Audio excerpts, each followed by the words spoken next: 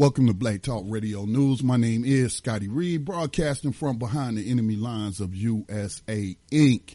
And we are going to talk to, once again, a friend of the show, Brother Kwabena Rasuli of Clear the Airways Projects, about some of the violence coming out of Chicago. A couple of rappers almost get into a shootout in West Hollywood.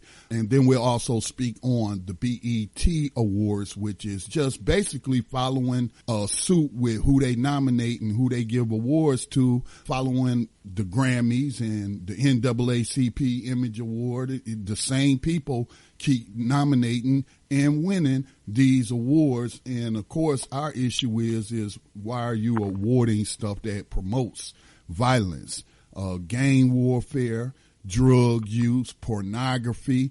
Speaking on the tip, pornography, just a side note, I hadn't been on the app.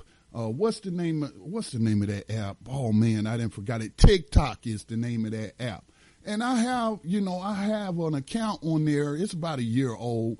I don't really use it a lot, but I do have people I follow on there.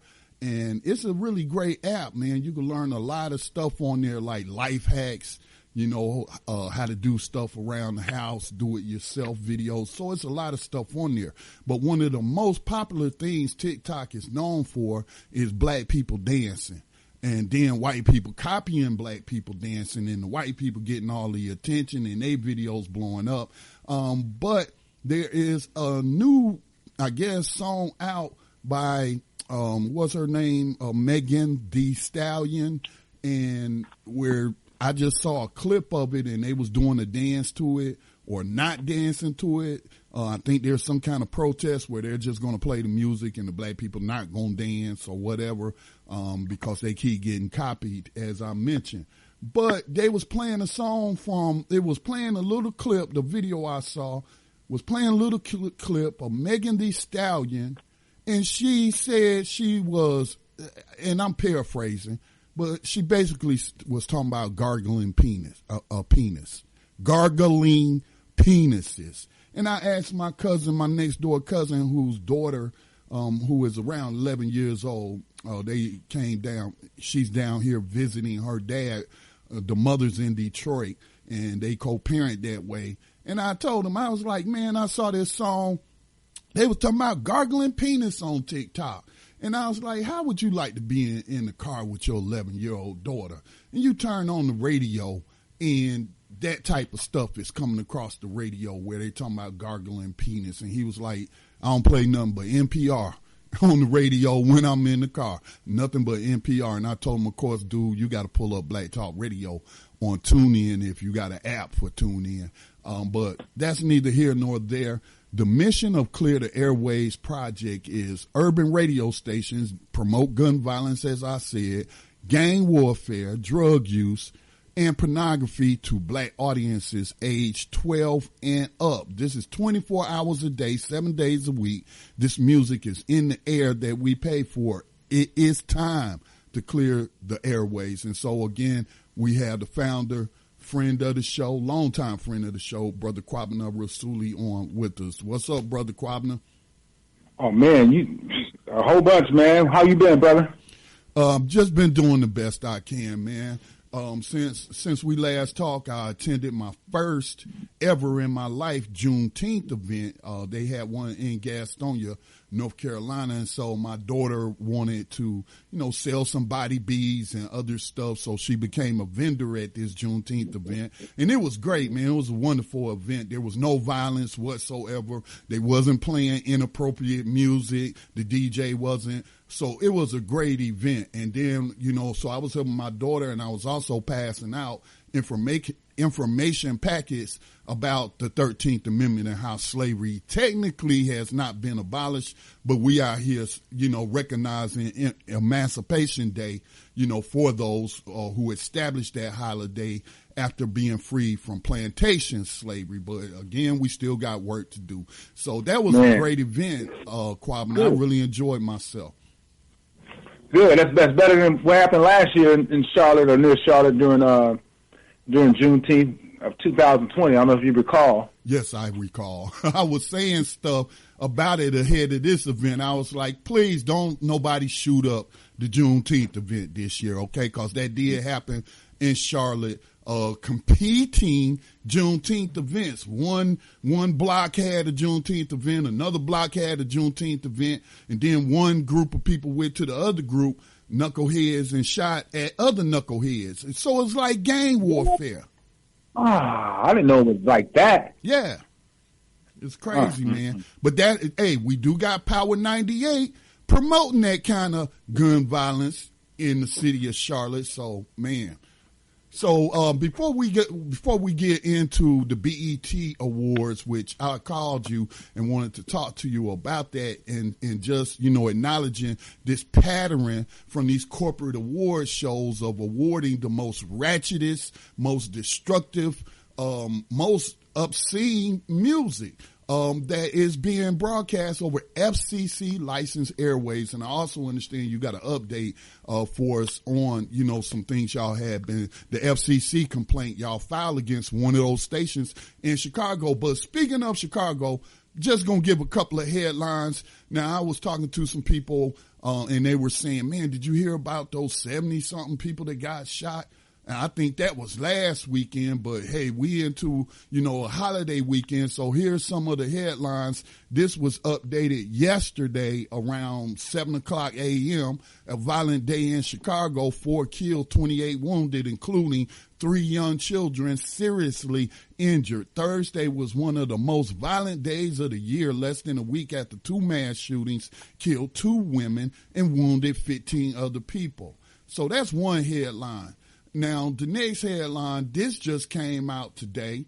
I believe it just came out today, but it says Chicago violence, 12 shot, 5 fatally across the city in weekend shootings. Now, think about it like this, people. How often are you seeing any headlines out of casualties in Afghanistan or Iraq that's U.S. soldiers or U.S. contractors? You're not hearing, those are active war zones, and you're not hearing this kind of casualty report coming from where our military is occupying countries and there's some conflict, but they're not suffering the same kind of casualties as citizens of the United States is suffering in 2021 in our urban cities, in our rural areas. It's everywhere. Kwabena, your thoughts? You're right up there in Chicago, man. That's why I got to keep you covered in prayer, bro, because I don't want you, and Sister Layla just becoming a statistic, man. It's everywhere, bro. Like you said, it's all small hamlets, major cities, mid-sized cities. It's everywhere. This time last week, I was riding back to the gas station where an elder was shot to death in the morning. I think they funeralized him today, Brother Broadnax. Out here in Gary. I just read where a freshman football player star at Kennesaw State in Georgia, I think that's where he was going, went back home to Pensacola, and they shot up his car 50 times, brother. He's gone. 50 times. And like you mentioned, the mass shootings in Chicago, which I think are was it over 4 or over 6 people? I think it's over 4 people. It's a mass shooting, they call it now. But they've been 24 in Chicago so far this year. Yeah, 4 more people. 4 more. And to your point, not to interrupt you, but I was peeping some stuff on social media, and somebody had mentioned that, and they were complaining about why they're classifying these shootings in the hoods as, they classify them as mass shootings. But the definition of a mass shooting is 4 or more people. So we've been having mass shootings, in the community, me being from Detroit, me seeing that in environment in the late 70s, mass shootings been happening in U.S. cities for a long time. Yeah, but don't you think that like right now they're at a level of such that it's just it seems like because sometimes no, there's sisters out there, there's women, we're not gonna do this now, or the baby might be even in the movie Scarface, as hard as Tony Montana, or that was whatever his name was, and Scarface was, looks over the other car, sees a little baby in there. No, I'm not bombing that car with the baby, with the children in there. I'm not doing it. Even him. And we don't rate it for that for us. and bro, it's just so crazy right now. I was on the call the other day. A 2-year-old in Detroit was killed the other day. We had an 8-month-old, like I said, on Thursday. She was one of the victims. I think she's going to survive. Another child was shot.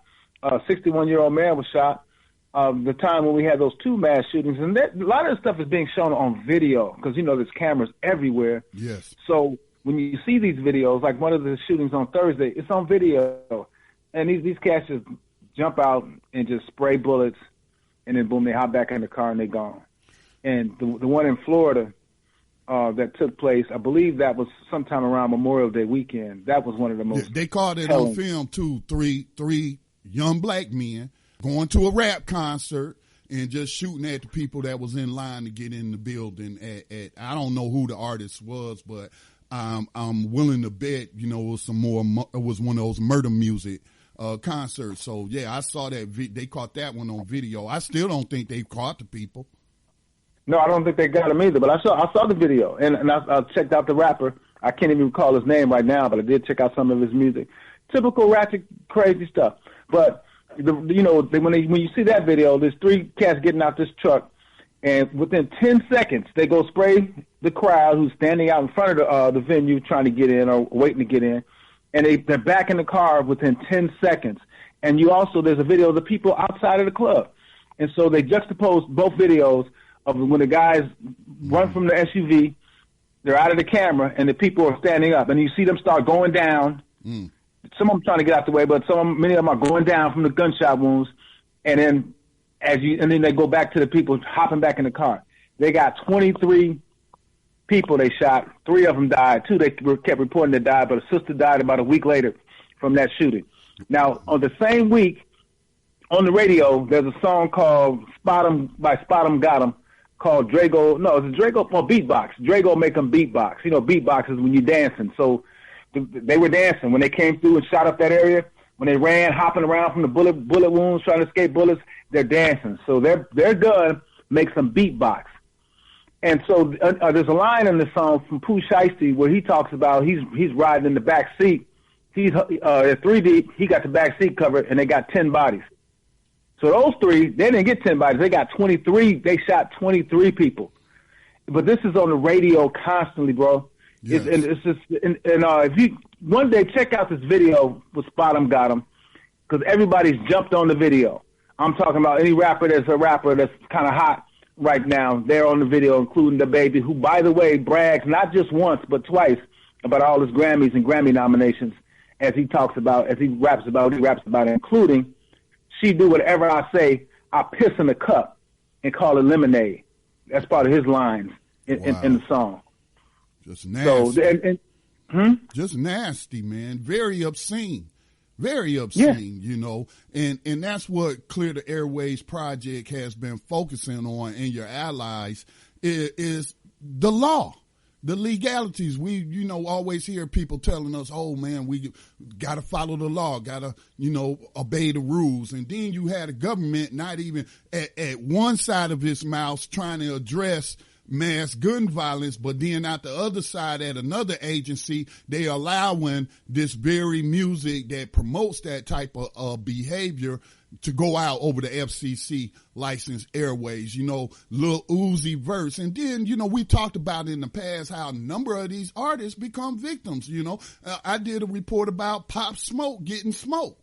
When he got popped by them young teenagers. One of them was like only, I think either 14, no older than 16, who told the police, he was running and screaming and I shot him on the back, meaning that he shot him in the back. But, and so now we almost had some gun violence break out in Hollywood with Lil Uzi Vert, ex-girlfriend, a woman by the name of Brittany Bird, said that Lil Uzi Vert, who she used to date, came to where she was with this other rapper named Little John. She said they was discussing a business project, but there are reports that perhaps they're dating. That's neither here nor there.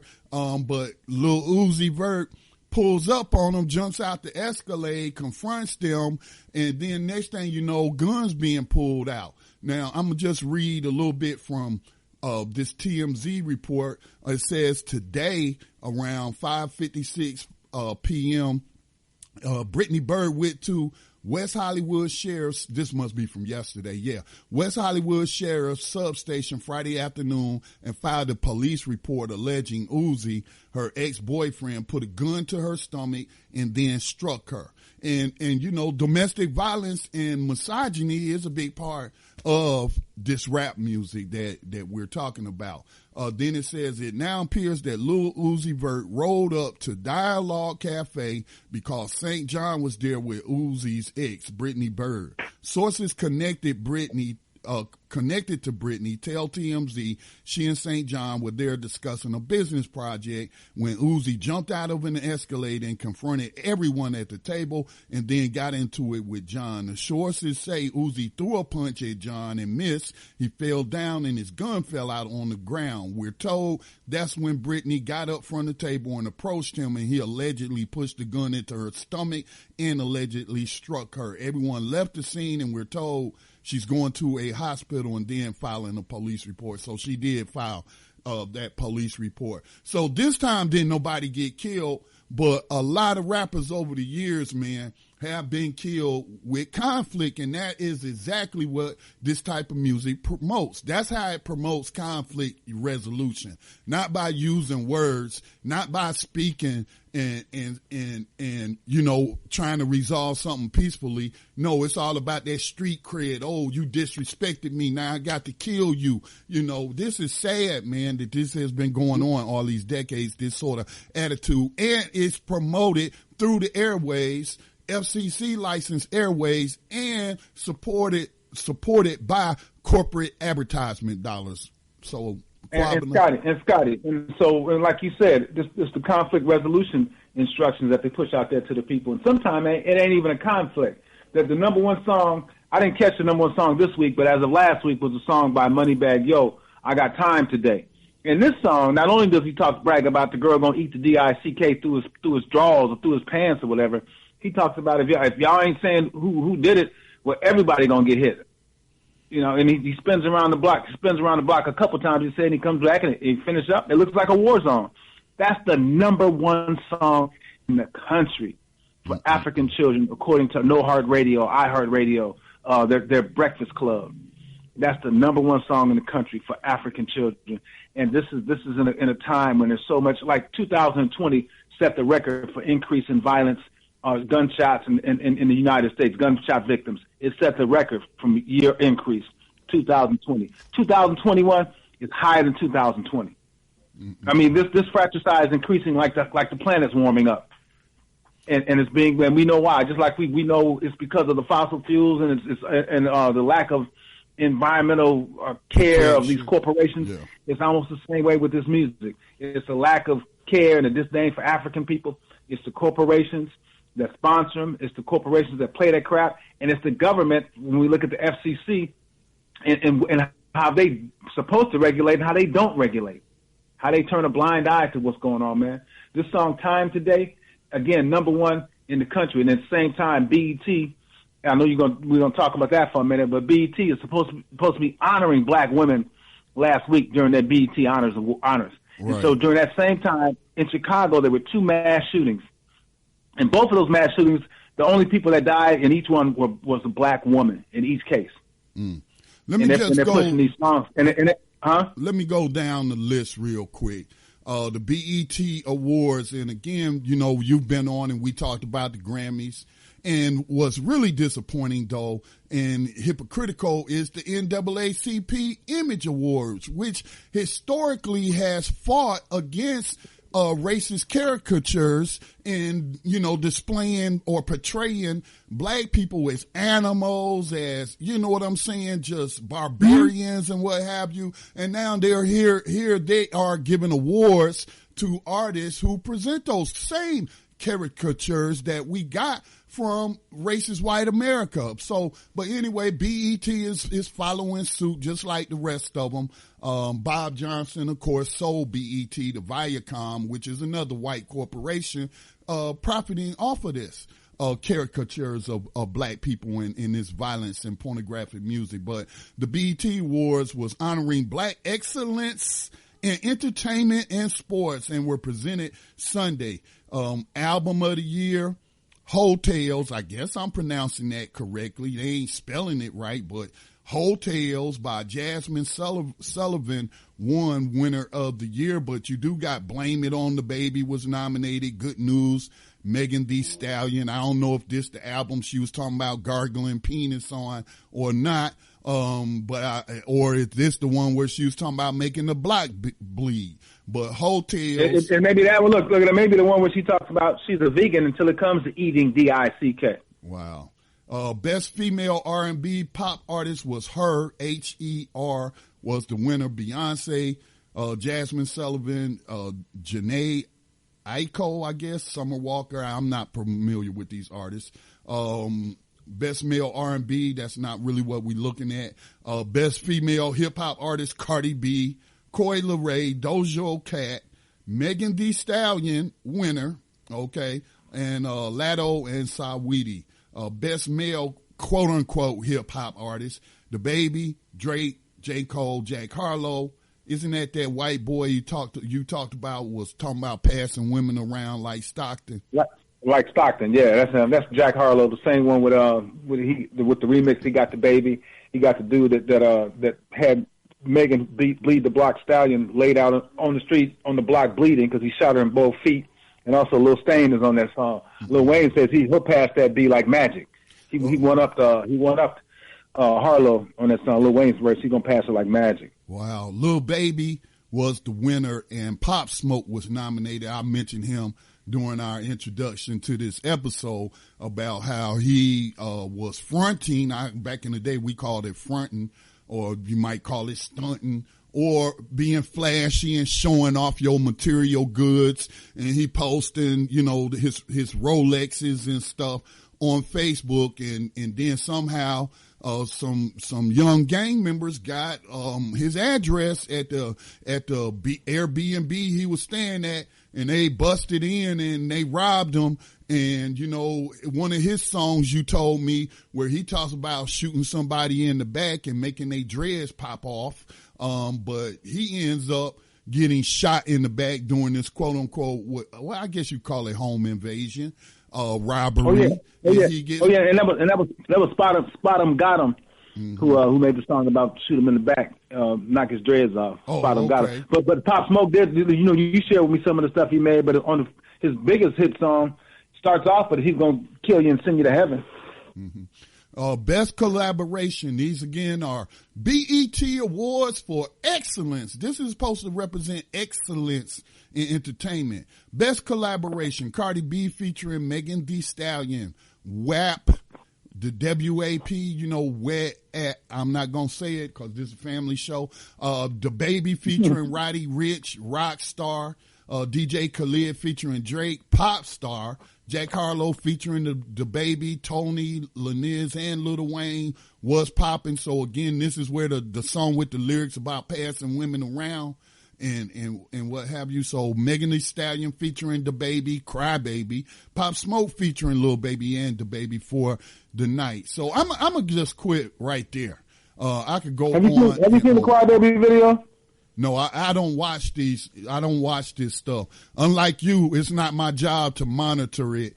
I just call you and prank you on and let you tell us. Hey, look, at least I appreciate you, brother, for allowing me to get it out of the system so I can, say it. Because I got to get it out of my system. Sister was almost crying. She said taking her son to school, and that song was on the radio. She was almost crying listening to it. So she turned it off and told me about it. So I looked it up. That song is based on like a Toy Story type of backdrop, so children will be looking at this, and all Megan does is come on like she's at a strip club, and other girls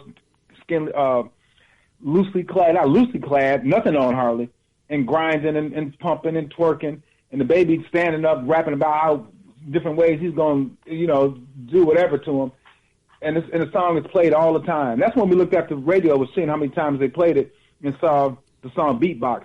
And I knew the song Beatbox, but that's when we looked at the lyrics. They played that song Cry Baby on Easter Sunday morning and on the No Heart station, the iHeart station in Indianapolis, they played it 14 times between 4 o'clock in the morning and 7 o'clock at night. 14 times. So when we say these songs in hot rotation getting 20 spins a day, this is what we mean. On FCC licensed airways. We ain't talking about any cable music networks. We're not talking about any paid subscriptions to satellite radio. We're not talking about Pandora or any other streaming online streaming. That we're talking about FCC licensed airwaves. FCC licensed airways, and often what's played on the FCC licensed airways makes its way into school events, and it's the backdrop of the music. And that's why I thought it was very important, because I was dealing with young people younger than me that organized that Juneteenth rally, and early on I was like, please don't play no murder music, no music that's disrespecting women or talking about killing and shooting. And again, so they was just playing old school 80s R&B, and that really I think played a role into creating such a safe and fun and family friendly environment. Yes, it's so sad that we have to go to that, but it's true. I mean, and going back to the awards real quick. So Maxine Waters introduced, I don't know if it was Jasmine Sullivan or one of the singers who was singing all about D's and effing, but in her song. But Maxine's there introducing her not too long after being in a video with Megan Thee Stallion, Megan Pete, where when the question came up about the content of Megan's music, Megan even looked at Maxine like, I'm about to get it. She about to read me the riot act. And Maxine Waters kind of like gave her a stamp of approval, like this is somehow empowering, that you could be making this sort of pornographic music and putting it to the masses of our people, our children, and destroying the minds of young men and how they should be thinking about women. And so Maxine approved that crap. And man, so the NAACP, like you said, they've been reached out to about this madness, haven't heard back from them. Even the Grammys. Now, the person who was like in charge of the Grammys right now is Harvey Mason Jr. His daddy is a veteran jazz drummer. That's a brother. I mean, what are you there for if you're going to still put out this crap? Now, would you be nominating, even BET, would you be nominating or awarding these songs if you take that N-bomb out that's in there and put in G-A-Y or put in K-I-K-E or even J-E-W? Would you be nominating these songs? Would they be getting awards? Not. No, of course not. And it is, I guess, a talking point that I'm starting to see as in terms of saying, we celebrating women, whether they strippers, whether they sex workers, we're here, we're trying to empower women. And to me, I don't look down on a sex worker. I don't look down on a stripper, but a lot of those women would not do that if it was not for the capitalistic, impoverished state that they find themselves in these ghettos, even in the rural areas. Poverty is all over the United States. And you can't tell me that that's empowering. When WAP came out and Megan and whoever was rolling around on the stage at the performance and getting all vulgar with it, and people saying that's empowering. That's not. How's that empowering? You're setting up. They repeat. I'm sorry. They repeat. There's some holes in this house almost 50 times in that song in the back. There's some holes in this house. Even when they're not saying it, they say it so much you think they're saying it. How is that empowering? How do you give a song like that an award? A song that was out last year, and you bring it back up into the people again this year now by rewarding that. And so my friend of mine said, BET, and I was thinking the same thing earlier, that we should demand, there's a lot of things we should demand, but we should demand that Viacom and those crackers who run BET take that name off, change that name. Now we might get flagged because you said the C word, because when I quoted Samuel L. Jackson's character, Major Marquez, what is his last name, in Hateful Eight, and he was talking about why he joined the war and talking about killing crackers and stuff. You can't say that stuff. We might get flagged. But you can say nigga or nigger or any derivative of the N-word, and you'll be fine with it. That just goes to our point. You can go to YouTube, you can go to any of these stations, and you'll hear this music. It's using the derogatory term, the N-word for black people, but if they use derogatory terms used for white people or any other group of people outside, non-black people, then, there's a problem. And that's racist. That's racist. Yeah, that's racist. That's anti-black racism. Yeah. And that word, bro, I was talking to someone recently too about that word. I think that word anchors almost everything, anchors all this stuff that's really done to us in so many ways, but especially in the media with this music, because they've been allowed to drop that N-bomb in so much of this music. And if you guys check out the survey, I'm sure you've seen it. We do the sad state of black music survey. Look it up on YouTube, and hopefully, I think we have some copies of it on our page, on our Clear the Airways Project page, where we just randomly see people, young, old, whatever, and we ask them the survey questions. The percentage of music that you and your peers listen to that drop N-bombs on us. The percentage of music that you and your peers listen to that refer to our women folk as B's and H's. The percentage of music you and your peers listen to that brags about and encourages African people to shoot and kill each other. And I'm telling you, it's always 85, 90, sometimes all of it. Every once in a while you get a 60 or 50, but even that's crazy. Right. That's what it is. And we taken the survey in San Diego, in New York, in Tampa, in Portland, all around the country. We've taken the survey, and the answers are pretty much all the same. Right. That's where we're at with this music. And so, brother, if I can real quick, man, I want to just share, we struggle. We got the petition out there, change.org, dealing with specifically these radio stations in Chicagoland that push that poison on African children. And we filed a complaint with the FCC.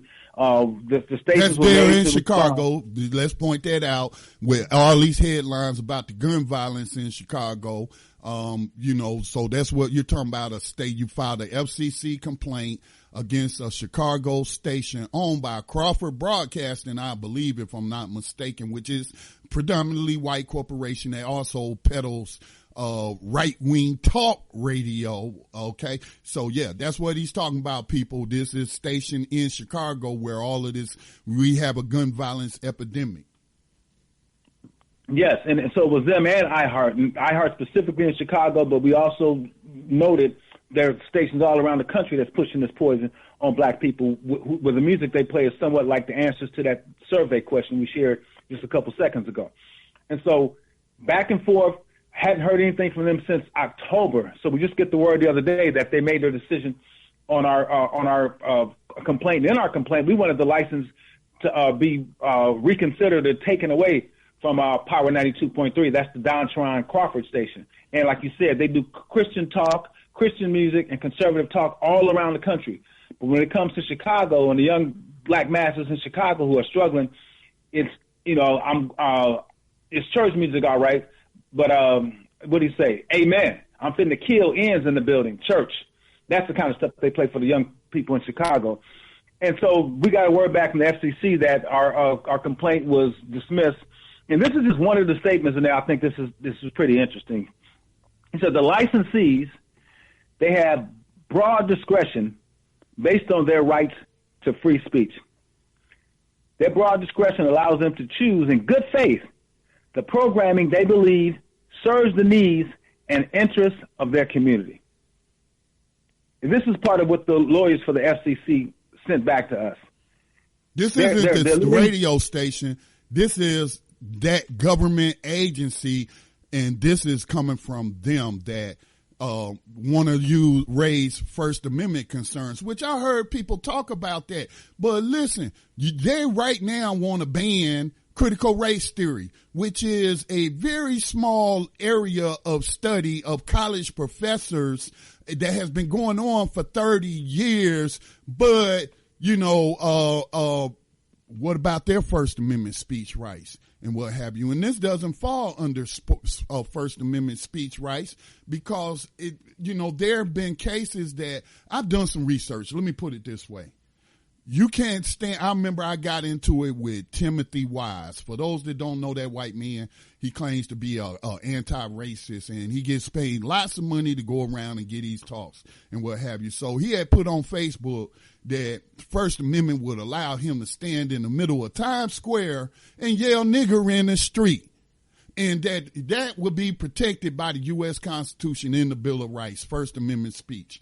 And then I retorted and said that no, actually it does not. the Supreme Court what is that case? Kaplinski versus, I think it was Massachusetts or whatever. But Kaplinski was cussing out a cop and using a bunch of cuss words and what have you. And it's called fighting words. So it's similar to you can't go into a theater and yell fire because it's going to cause chaos or panic and what have you.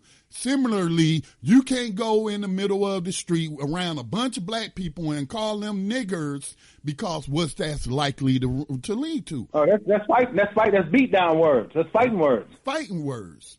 But they can spew fighting words. See, I'm sorry. Go ahead, Kwabena. What else say? But you're right. But it's fighting words to us. But it says it gives them, the licensees, it talks about the programming that they believe serves the needs and interests of their community. In Chicago area, and they know this, they see the news, in the Chicago area right now, having a song on the radio saying, I done shot up everywhere they was, I ain't got nowhere to go, does not serve our best interests. Having a song saying, I'm gonna shoot him in the face twice, or saying I'm gonna go to a funeral and I'm gonna murk you, and I'm gonna go to your funeral and have your casket shot up and paying people drug money to do it. Does that serve our best interest, you think, in Chicago or anywhere? No, it doesn't serve anybody's best interest but those who profit from it. And this, to me, should be grounds.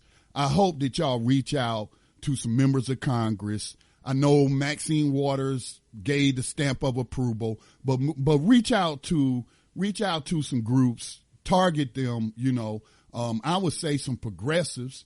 I hope Nina Turner wins that special election. But what I'm babbling about and trying to get to is there needs to be congressional hearings, and the FCC lawyers need to explain to members of Congress how this vile, violent, obscene music is serving the best interests of Chicago, with Chicago in the headlines so much. Trump even threatened to send National Guard troops into Chicago because of the violence when he was there. Now you got Joe Biden, who part of his administration is focusing on how do we reduce gun violence, mass gun violence. And now you got another branch of the FCC during the Biden administration saying, hey, promoting all this violence and other crime is serving the needs of the community.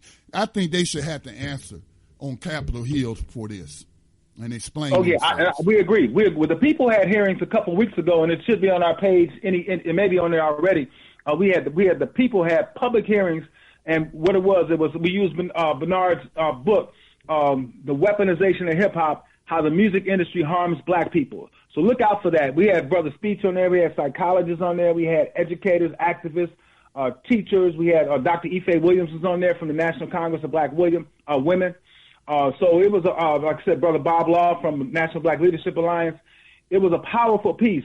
And again, so we had our own hearing. So check that out too. But you are so right. The reason why we finally got this answer, we believe, is because we got with the new congressman here in our area, whose area is that station, that 92.3 station, and had said, hey, get with the FCC and let them know what's going on. I mean, we want to know what's going on. Why are they holding off on giving us the results of our complaints against these radio stations? So we still haven't gotten an answer from iHeart and their radio station. And at the same time, Scotty, it was 2 years ago last weekend, 2 years ago, that we went to New York City, and New York City, Sister Inez Barron, Councilwoman Inez Barron, introduced the resolution just like the brothers from Rage and the Ratchet did in Philly, in the Philly area, Delaware area, just like we did in Gary, condemning the ratchet killer radio stations Power 105 and Hot 97 in New York.